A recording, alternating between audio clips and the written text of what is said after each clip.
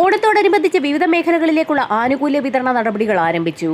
ഉത്സവബത്ത bonus, പെൻഷനുകൾ, വിവിധ മേഖലകളിലേക്കുള്ള കുടിശ്ശിക നിർമ്മാർജ്ജനം എന്നിവയാണ് ആരംഭിച്ചിരിക്കുന്നത്. സംസ്ഥാന സർക്കാരിന്റെ ഭാഗത്തു നിന്നും ഓഗസ്റ്റ് മാസത്തിലെ ഓണത്തോടനുബന്ധിച്ചുള്ള സാമൂഹ്യ സുരക്ഷാ ക്ഷേമ പെൻഷനുകളുടെ ആദ്യ വിതരണ അറിയിപ്പുകളെത്തി. വാർദ്ധക്യ, വിധവ, ഭിന്നശേഷി പെൻഷനുകൾ, കർഷക തൊഴിലാളി അവിവാഹിത പെൻഷനുകൾ, ഇതോടൊപ്പം തന്നെ ക്ഷേമനിധി ബോർഡുകൾ വഴി പെൻഷൻ തുക സ്വീകരിക്കുന്ന ഗുണഭോക്താക്കൾ എന്നിവരിൽ ബാങ്ക് അക്കൗണ്ട് നമ്പറുകൾ നൽകിയിട്ടുള്ള 40 ലക്ഷത്തോളം വരുന്ന ഗുണഭോക്താക്കൾക്ക് തന്നെയാണ് ആദ്യഘട്ടത്തിൽ തുക എത്തിച്ചേരുക. എന്നാൽ സഹകരണ സംഘം ജീവനക്കാർ വഴിയുള്ള പെൻഷൻ തുക വിതരണം സംസ്ഥാന സർക്കാർ നിർത്തലാക്കിയതിന് പിന്നാലെ സാമൂഹ്യ സുരക്ഷാ പെൻഷൻ കൈകളിലേക്കുള്ള വിതരണം സംബന്ധിച്ചുള്ള പുതിയ അറിയിപ്പുകൾ കൂടി എത്തിയിരിക്കുകയാണ്. ഓണത്തോടനുബന്ധിച്ച് ഗുണഭോക്താക്കൾക്ക് കൂടുതൽ ആനുകൂല്യങ്ങൾ എത്തിച്ചേരും. ഇത്തവണ 2 ഗഡു പെൻഷൻ തുകയായ 4000 രൂപ വരെ എത്തിച്ചേർന്നേക്കുമെന്നാണ് അറിയിപ്പുകൾ.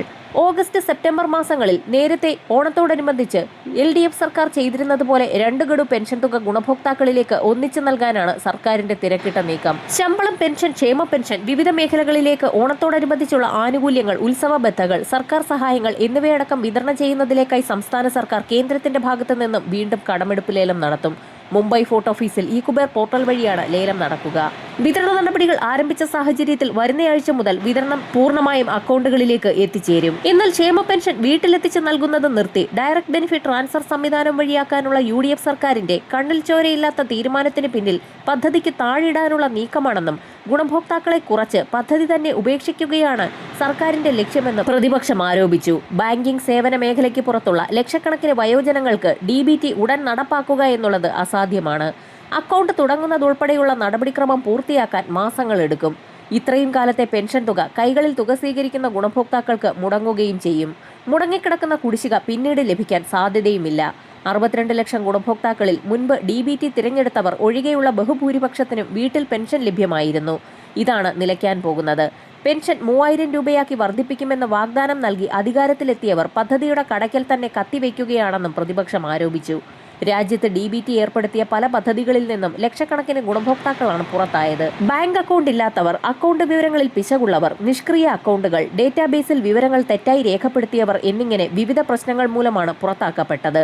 നേരിട്ട് കൊടുത്തിരുന്ന ആനുകൂല്യങ്ങൾ DBT വഴിയാക്കിയതു കാരണം 1/3 പേർക്ക് ലഭിക്കാതെ പോയിട്ടുണ്ടെന്നും CAG കണ്ടെത്തിയിരിക്കുകയാണ്.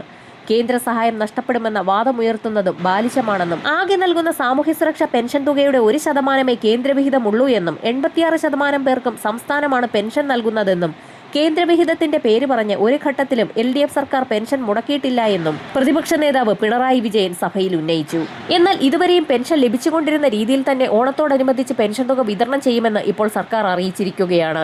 എന്നാൽ വൈകാതെ തന്നെ കൈകളിൽ തുക സ്വീകരിച്ചുകൊണ്ടിരുന്ന ഗുണഭോക്താക്കൾ പെൻഷൻ അനുവദിക്കപ്പെട്ട തദ്ദേശ സ്വയംഭരണ സ്ഥാപനങ്ങളുമായി ബന്ധപ്പെട്ട് പെൻഷൻ പൂർണ്ണമായും DBT സംവിധാനത്തിലേക്ക് മാറ്റേണ്ടി വരും. ഇത് സംബന്ധിച്ചുള്ള തീയതി അറിയിപ്പുകളും നടപടിക്രമങ്ങളുടെ ഘട്ടങ്ങളും സർക്കാർ ഉടൻ തന്നെ അറിയിക്കും. അറിയിപ്പ് ലഭ്യമായാൽ ഉടൻ തന്നെ വാർത്ത നിങ്ങളിലേക്ക് ഷെയർ ചെയ്യുന്നതായിരിക്കും. വരും മണിക്കൂറുകളിലെ സർക്കാർ അറിയിപ്പുകൾക്കായി ചാനൽ സബ്സ്ക്രൈബ് ചെയ്യാൻ മറക്കാതിരിക്കുക.